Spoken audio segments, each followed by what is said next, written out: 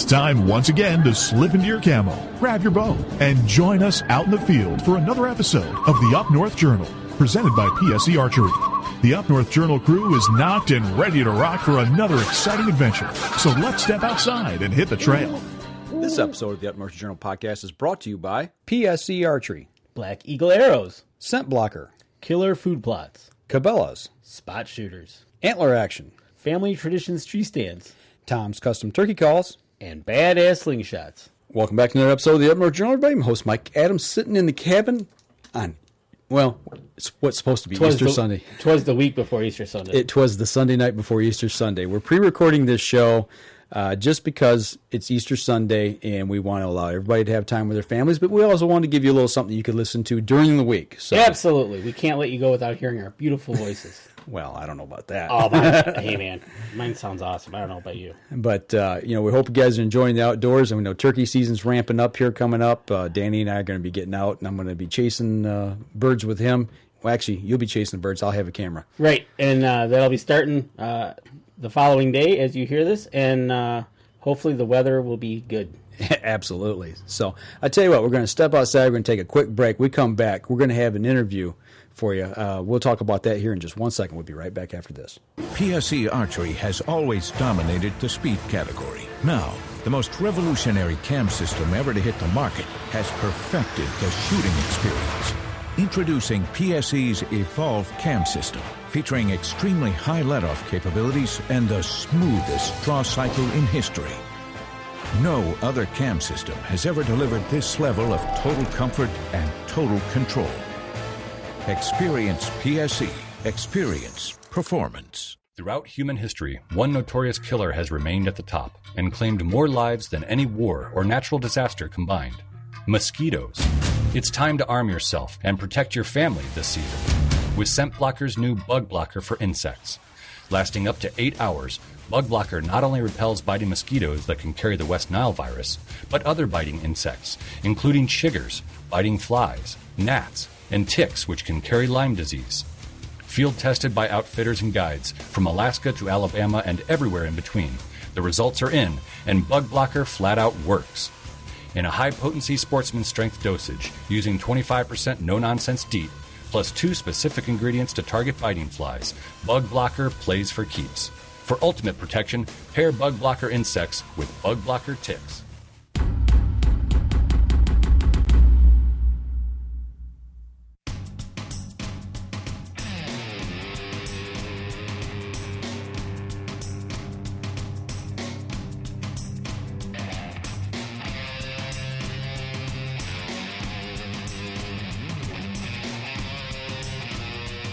Welcome back, everybody. Right before we went to break, told you about an interview. We got Dan Taylor on from Hilde Hunting Services. You met this gentleman at the SCI Club? Yeah, the Flint SCI annual banquet this year. That's yeah, what it was. Yep. Yeah, about a month ago. And he's located right here in South Central Michigan, real close to us. Right here in Holly, Michigan, he's located, but he hunts basically from the thumb down to the state line. Absolutely. And everything in between. Yeah, you want to hunt it, he can get you on it. He can get you on it, whether it flies, runs, Crawls, gobbles. swims, it'll die. It'll die. He'll get you on it. All right, so without further ado, here's our little interview that we had with Dan. Back for another segment of the Up North Journal, and in this segment, we're going to be doing an interview with a master guide right here locally to us in Holly, Michigan, Dan Taylor from Hilde Hunting Services. You met this gentleman at the Safari Club banquet. Yeah, the annual banquet here right, a couple weeks ago. And found out that he's local. Dan, welcome to the show. Thanks for having me, guys. No problem. You know, it's always good to have somebody local on. Absolutely. You know, and when we're talking local, you're talking guiding for waterfowl, you're talking turkey, you're talking whitetails, and you're talking coyotes. That's right up our alley, man. It is. I like that. Especially with turkey season just around the corner. It is, yeah. So, hey, Dan, how long have you been doing that? How long has Hilde Hunting Services been in business? Well, I started it 15 years ago. As I graduated from high school, I was kind of looking different directions on what I wanted to do. And I had a lot of hunting land, and I'm like, man, I love to hunt, and I would like to make this my job. So I just kind of started small. My dad owns a big taxidermy shop in southeast Michigan, Hilde Taxidermy. And I used to always come in the shop with my ducks and my geese, and, the customers at my dad's place would be like, hey, where did you get all those birds, And I would say, oh, just down the road. And they said, hey, man, I'll give you $100 to take me out and go shoot birds like that. And, as an 18-year-old kid, I'm like, hey, right on. That sounds like Absolutely. So that's kind of how it all started. And then it just kind of snowballed from there. So your dad's got Hilde Taxidermy. So as a youngster, you definitely grew up around the animals. How did the hunting and waterfowling get into your blood? Well, I was sitting in a duck blind with my dad at 3 years old, and sitting there and watching everything. And I was a sportsman with my father for years. I mean, I started like all of us, hunting squirrels. And, when I was 14, my dad took me to Africa, and that kind of really installed the passion in my life. And then I was lucky enough that my dad took me all over the country. I was up in Saskatchewan and shooting black bears at a young age. And, I've worked in camps up in Alberta and out in New Mexico. And so it's kind of been instilled in my blood. When I turned 16 and I got my driver's license, that's when stuff really got crazy. And I really started door knocking and get permission. And, it's kind of started to make hunting my life. Right on. Now, you said knocking on doors. Did you ever get nervous going up and knocking on doors? I mean, was it ever a problem, or did it just kind of come to you naturally? Because I know when we take our kids, it's kind of hard sometimes. What's that? Yeah, it kind of came to me naturally. You see a spot with lots of deer and turkey in someone's field, and I was kind of like, hey, I want to hunt there. Yeah. Why am I going to hunt the state land down the road when I can hunt that field with full of animals? Right. So it kind of came really easy for me. And, it's like everyone, you have your ups and your downs, you get your yeses and your nos. But I started to realize, you get one yes per 10 no's, and that one yes can, create a lot of good success. Absolutely. Yeah, absolutely. You've been up to, you said, to Canada. You've been to Africa. At a young age. That kind of, like you said, formed your hunting background, so to speak. How did you take that and incorporate that into what you're doing now today? I mean, what did you bring from those experiences to what you're doing now? Well, all those hunts are fully guided hunts, so I got to see all aspects of the game. I got to grow up, and I got to learn how outfitters treat their clients, their hunters, and also the animals, how they take care of the animals, they take care of their hunting lands. And also in all these hunts, you see how the outfitters relate to the landowners. So in doing this, I really got to see how the whole hunting industry works, and how you gain permission from the landowners, how you treat the landowners, how leases work, how to do game management. And then as my dad being a taxidermy, I got to see the finish process of all of this, And looking at that, you talk about the hunting industry. There's so many people out there, especially nowadays. They look at what we do, look at what you do, and they're like, wow, that's easy. I could do that. And then they don't really realize the behind the scenes work that goes on. I mean, like in your case, going and knocking on those doors, or getting leases, or setting up things, and making sure you got all the equipment to get out and get your what am I trying to say? The people who want to go hunting with you, right, to get them out into the field. You just don't show up at some guy's door and jump in his truck and go out and go hunting. No, That's true.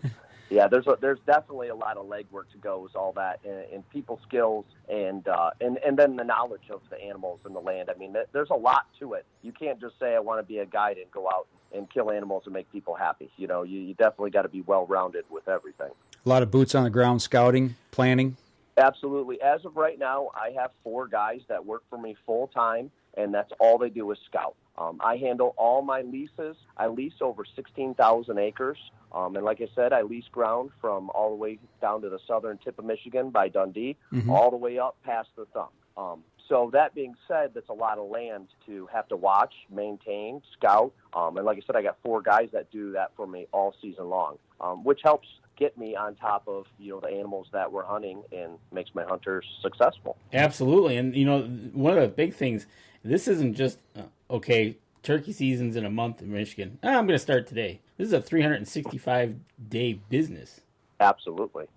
Looking at turkey hunting right now, if somebody let's talk a little bit about your business now.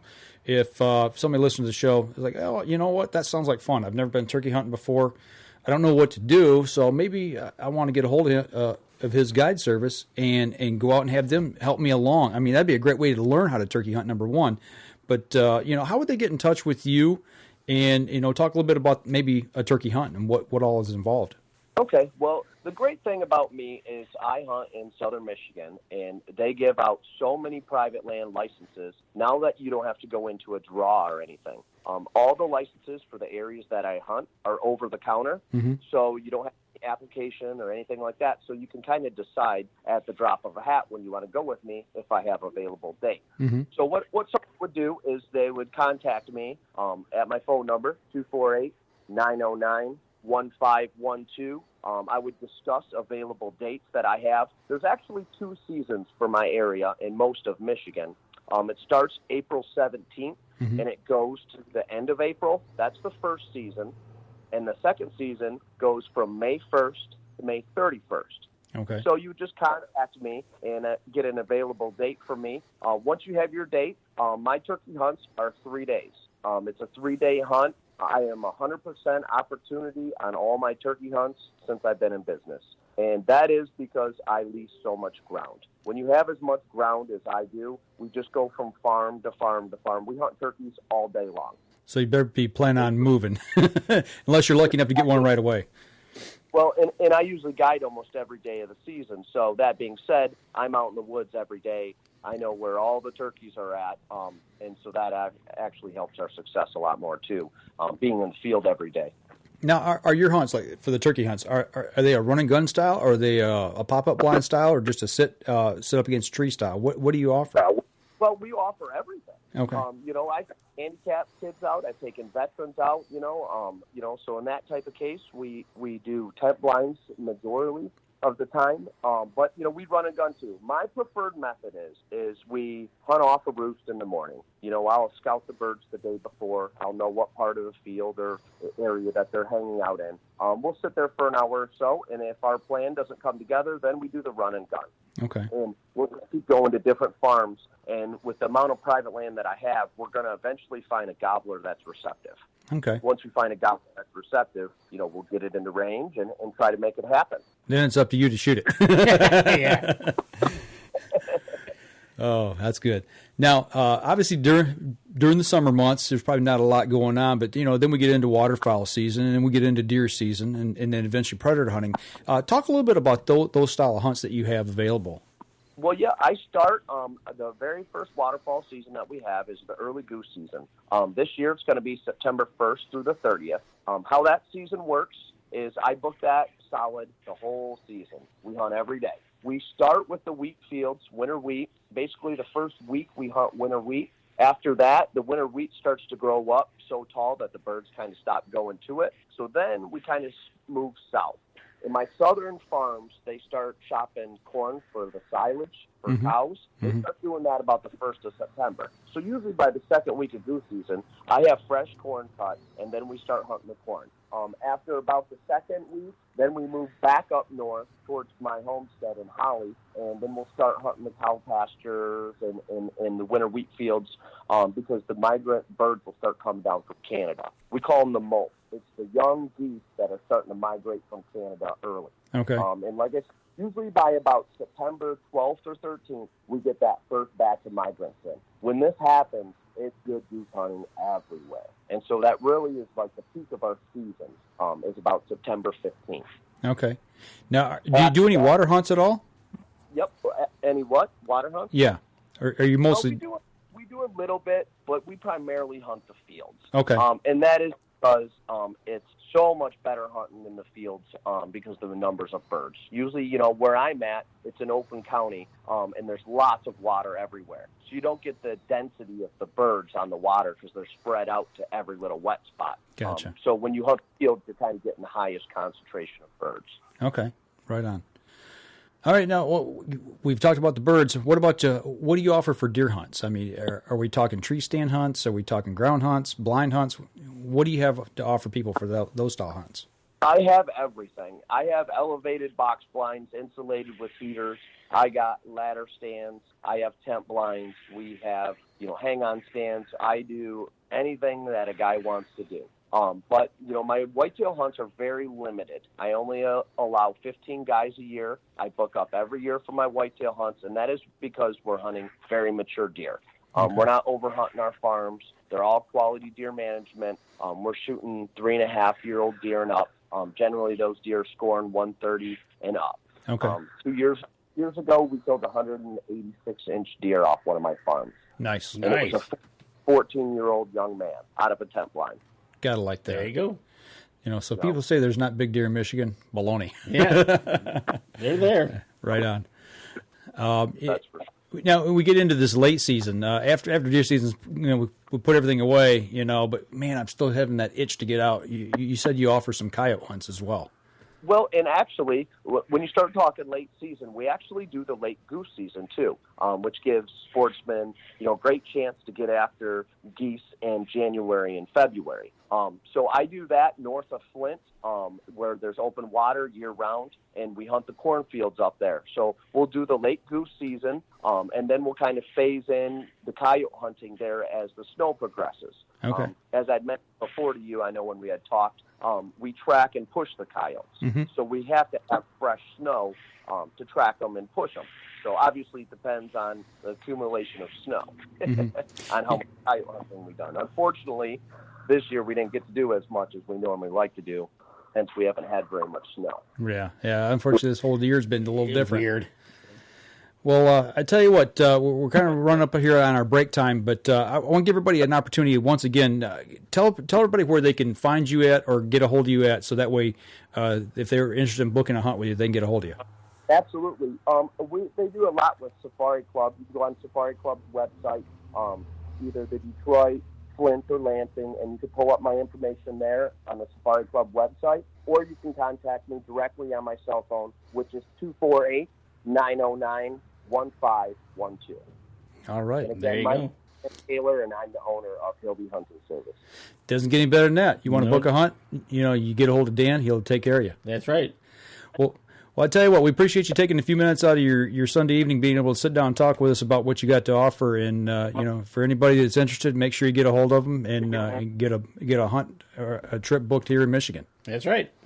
Thanks again, Dan. Thanks, guys. Thanks for having me. All right, man. I tell Ready you to go what, hunting now? I'm ready to go hunting. Let's put a fork in this one and let's get out and go do some hunting. I'm ready, man. It's been a long time coming. Deer season seems like a million miles ago. But turkey season's here, buddy. Let's go. I hope tomorrow morning at sunrise, I hope we got a gobbler strutting in for you, and we're able to get it on film, and you've got one in the freezer. If it ends up in less than 10 minutes, let's have to do this. All right. Hey, folks, we hope you guys had a great week. We hope you had a really great Easter. The whole holy season came through this week, Good Friday, the whole 9 yards. So, with that, spend time with your family. That's what's important. Get out there in the woods, show them how it's done, share it with somebody, and get out there. And as we always say here at the Up North Journal, if you're out on the water or in the woods, shoot straight and be safe until next week. This episode was brought to you by PSC Archery, Black Eagle Arrows, Scent Blocker, Killer Food Plots, Cabela's, Spot Shooters, Antler Action, Family Traditions Tree Stands, Tom's Custom Turkey Calls, and Badass Slingshots. Thanks for listening, and join us again here next week. Until then, remember, as we always like to say, if you're out on the water or in the woods, shoot straight and be safe until next week on the Up North Journal.